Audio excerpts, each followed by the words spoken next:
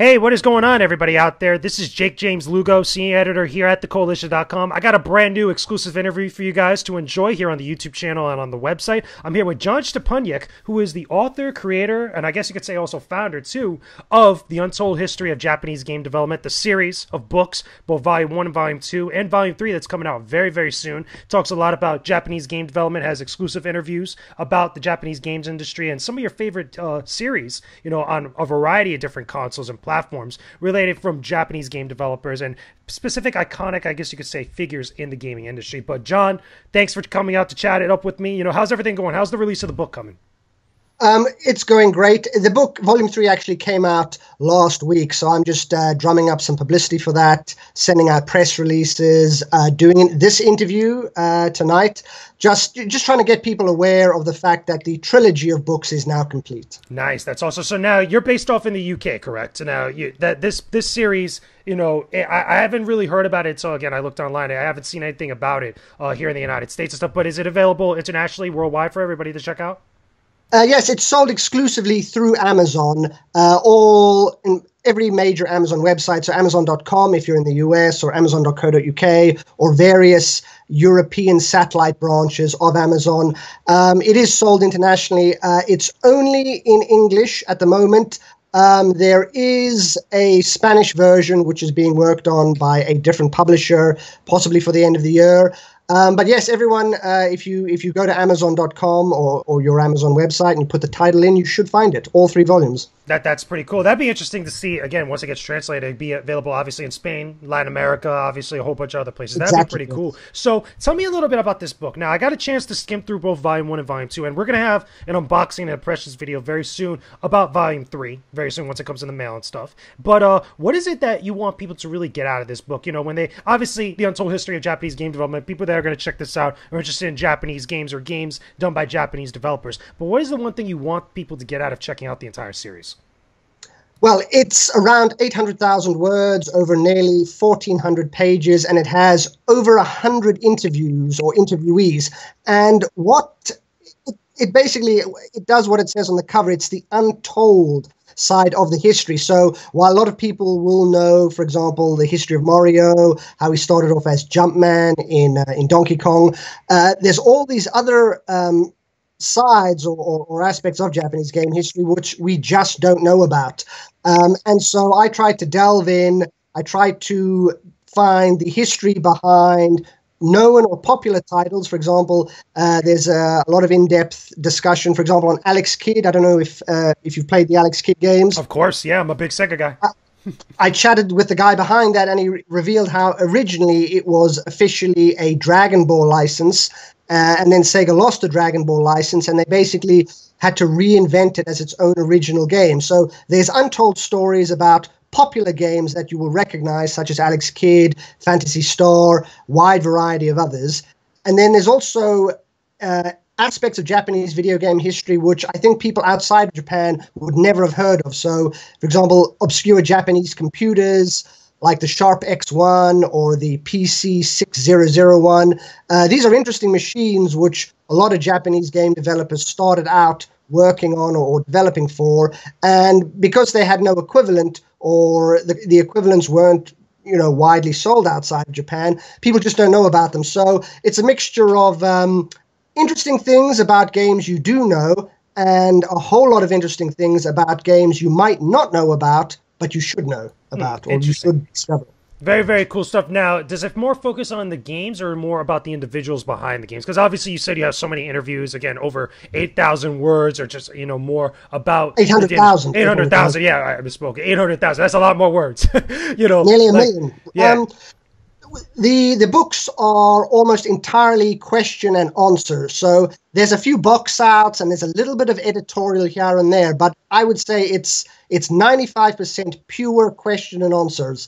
I ask them a question and then they give an answer. It details their life before getting into games. So, for example, the very first games they saw or played, how they got interested in making games, making hobbyist games, how they joined their first company, and then it delves into key aspects of various projects they worked on. So it's quite a wide net. It covers in an autobiographical fashion, the life of various developers, their highs and lows. It covers hardware that they worked on or that they witnessed. It covers games which they worked on, games that colleagues have worked on. I made sure to ask a lot about unreleased games, even if they didn't work on an unreleased game. Yeah. If they had seen a colleague working on an unreleased game, because it's unreleased, we don't know about it. What they told me might end up being the only historical record of it. So it runs the gamut of pretty much anything and everything to do with games and game developers, a little bit of technical talk, programming technical talk. There's a diagram of the computer system for making NES games, physically how their office was laid out, how people did pixel art. So it gets really in-depth and really detailed, about each individual person and their respective company then. Exactly.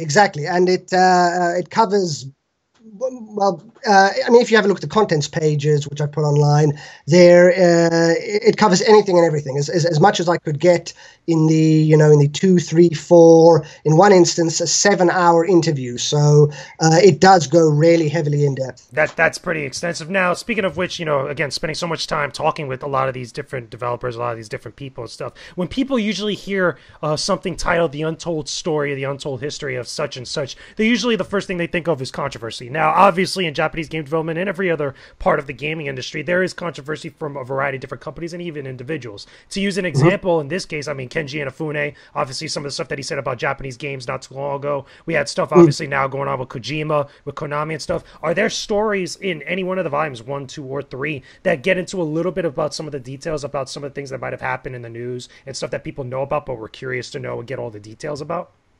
Oh, yes. Maybe not necessarily. There is actually a full interview with Keiji Inafune in Volume 1. I also interviewed colleagues of Hideo Kojima. It might not necessarily cover specifically the problems that Kojima has had with Konami, but yes, it covers, or all 3 volumes look at various controversies across the entire industry. Everything from unethical companies that would keep staff locked in the office and were physically violent towards staff if they weren't meeting their goals or quotas. That's crazy. That's absolutely nuts.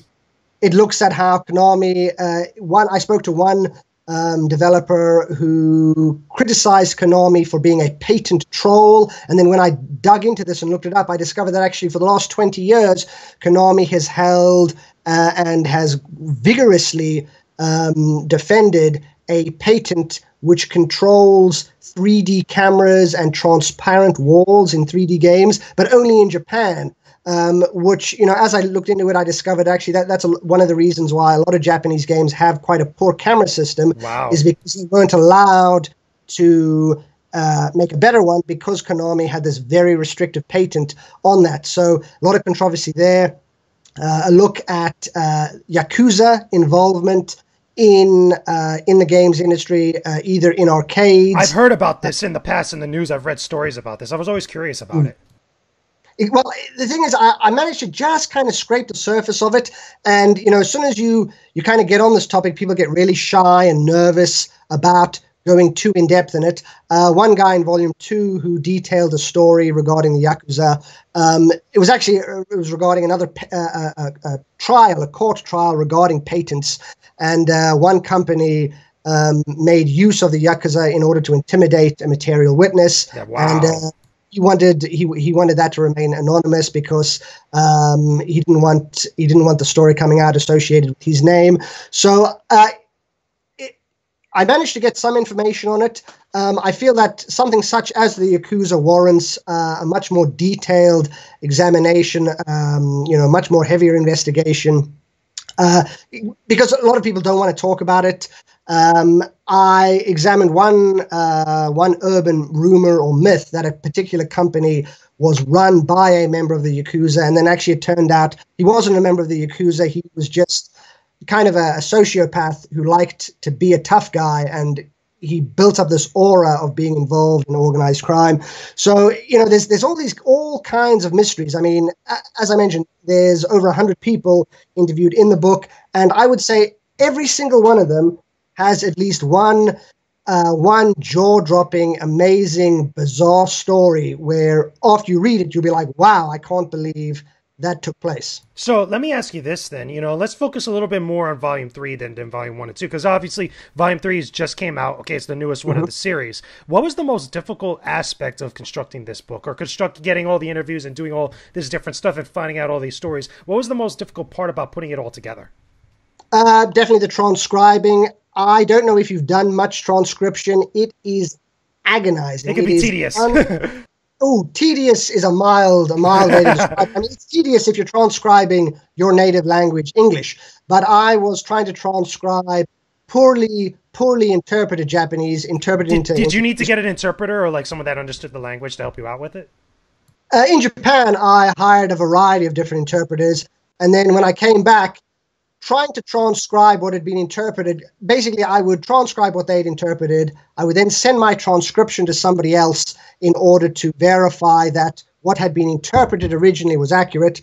And then they would send back corrections. And eventually for volume 3, I decided I'm just going to hire somebody to transcribe for me. So a big thanks to Matt Fitzko and Casey Lowe, who I hired. They would listen to the Japanese, translate it into English on the fly, and then hand me very accurate English text, which took a lot of work off my back because, volume 3 alone has 250,000 words. That's 250,000.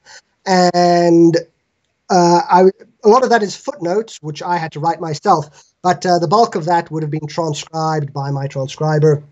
And then just the sheer logistics of it. There's, 423 pages in volume 3. I had to lay out every single page. I had to proofread every word on that page. I had to get images, place every image. And some of the images, because it's a black and white printed book, because color is prohibitively expensive, some images, when they're converted into monochrome, two different colors of a similar shade will blend together. Or, for example, navy blue will just end up converting to like black. And so if you've got navy blue and black side by side, you kind of lose all the details. So I had to manually recolor a lot of the images. That is tough. As someone that's like really kind of messed around with photo editing and like, really trying to get that good contrast, especially in black and white photos, I know how tough that could be. That sounds like it was agonizing. It is. Just really, really boring and monotonous. Over and over and over the same thing. So, the toughest thing is, just the day-to-day humdrum, bricks and mortar, putting it all together slowly, piece by piece. So let me ask you this then, as we start to wind down. I want to know, what do you feel like, in your opinion, was the biggest franchise to be featured in Volume 3 specifically? Or at least, again, if you could extend it over to the other two volumes as well, what was the biggest one, or the biggest game franchise, or series that you felt like you were able to cover, talking to all these different people? Because you mentioned, obviously, Kenji Inafune, you mentioned Kojima, you mentioned other people at Konami and stuff. So, obviously, when people hear those names, they think, Mega Man, they think Metal Gear Solid. You mentioned Alex Kidd, obviously, over at SEGA and stuff. But what was, in your opinion, the biggest franchise that you were able to feature in this book? Wow. Oh, so many. Okay, a lot of Sega content. I spoke to the guy who created Shinobi. I spoke to the guy who created Fantasy Zone and Outrun. He told me some funny stories regarding Outrun. In fact, he showed me some of his research tapes, which he shot with Yu Suzuki when they were doing research for Outrun. Nice. Alex Kidd, Phantasy Star. So all of the Sega classics. I mean, if you like Sega games, arcade games, their console games, there is a lot of Sega coverage there. Naoto Oshima, the character designer on Sonic, told me a great story about Michael Jackson sending in a demo tape for the music for Sonic 3. I've heard about this in the news. Like, this is a big deal, I know, for many years to a lot of people. Yeah, exactly. So I put a short excerpt of my interview with him on YouTube. I'll send you the link to that. You can link others to it. Where the creator of Sonic was actually doing Michael Jackson impressions, basically while we were having lunch and chatting about this. So that was really cool. if you're not such a big fan of Sega, then there's a lot of content regarding Falcom. They made the East series of RPGs and Legacy of the Wizard on the NES. I spoke to the guy who made Legacy of the Wizard, so a lot of Falcom coverage in Volume 3, if that's what you like. I'm just looking at the contents pages here, and the biggest interview I did, which took 7 hours, involved the guys from Technosoft, Compile, and Aiting. So a lot of classic 2D shooters such as Zanak and Gunhead. The whole, if you like Technosoft and Compile, then there is a massive section on that. There's a lot of deep cuts in there, it sounds like. And again, 7 hours does not seem like a small thing to sneeze at. You know, again, that's a lot of info, I guess you could say, to put into a book. It was five guys over 7 hours, and they were all sitting there in that room. And I had repeated, like, they'd start chatting really quickly, which my interpreter had trouble keeping up with. And I had to say to them, guys, you know, let's all just talk one at a time so we can get it all in the book in the end. So, yeah, I mean, the contents pages, there's a very detailed contents listing for Volume 3. So, you know, you can look through it, and I try to name check as many games and franchises and series as possible in the contents. That's awesome. That sounds really cool. John, thank you for chatting it up with me about Japanese game development. I can't wait to check out the book when it finally comes in. Again, we're going to have an unboxing and impressions video of Volume 3 once it comes out, over here, at least here in the United States, you know, for us to check out and stuff. But where can everybody find you? Where can everybody find out more about the books? If you go to hardcoregaming101.net, I'm a contributor to that website. The HG101 has contents pages for volumes 1, 2, and 3. Perhaps you can link your readers to the volume 3 page. It's a very detailed listing there. I also have a contributor page on Gama Sutra, the industry website, and on there you'll find excerpts from the 3 volumes. If you go to my contributors page on there, as well as a page, because I shot a lot of video footage while I was in Japan, and a lot of the video footage I put on YouTube, and then I compiled it into a single article, so you can just check out all of the videos in one go.